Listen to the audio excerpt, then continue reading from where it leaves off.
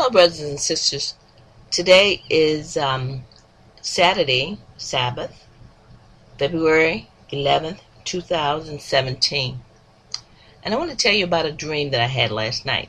Now, I definitely know this message is for me, but I believe the Most High wants me to share it with others because I think you may get something out of it.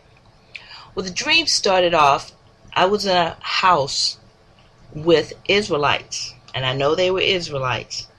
And in one room, there were a group of Israelites, mostly women, and they were arguing about something, or they were in disagreement about something. It wasn't big, they weren't violent or anything like that. But they were in contention. And so I was in the kitchen preparing food. And I know this was good food that they liked. I know it was clean, wholesome, and acceptable.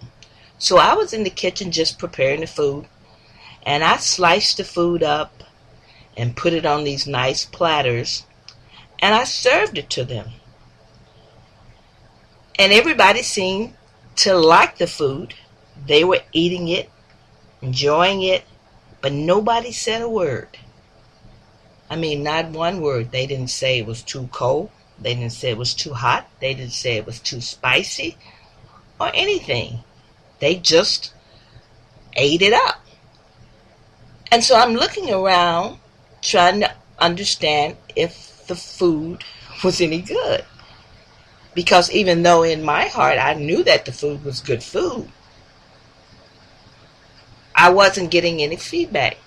So to my right, there was another room where there were a group of people. And there was this one woman in particular. So I walked over to her and I said, "How was the food?"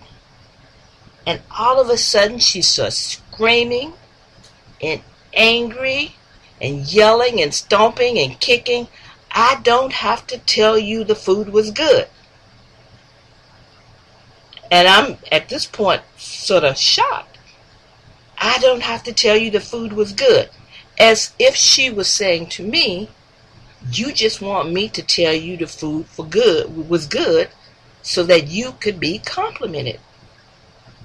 And I'm thinking, that wasn't the reason that I wanted to find out about the food. I just wanted to know if the food needed any kind of adjustment. "I don't have to tell you the food was good. So what about the boots?" And I said, "What about the boots?" I said, "Well, I didn't have any problems with the boots. I knew that they were your boots, so I didn't have any problem with them." And by that time, it came back into my mind in the dream that I had seen these boots sitting, and I tried those boots on. And when I put them on, they were very hard. The sole of them was made out of something like iron, and they were very uncomfortable. And I said to myself, I'm not going to wear these boots because they hurt my feet. Yet I knew at that point that she didn't have a choice. Those were her boots, and she had to wear them. But I made a decision that I wasn't going to wear them. And so I kind of understood that the Most High was telling me, before you make a expectation on anyone, you need to walk in their shoes. You need to wear their boots. And maybe you can understand why people react a certain way. Because once you walk in their shoes, then you'll have a better understanding of why they react, or why people react a certain way. So I think it was definitely a message for me.